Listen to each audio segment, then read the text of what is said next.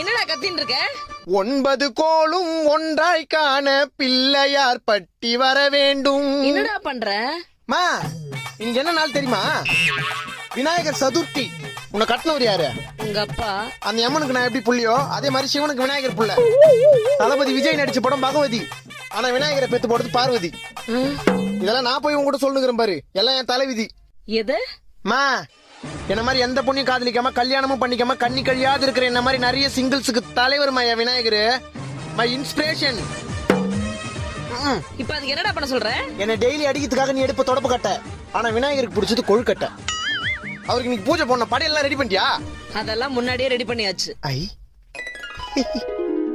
ஆஹா ஓட்டோட முறுக்கு ஆப்பிள் பேரிக்காய் வாழைப்பழம் ஸ்வீட்டு.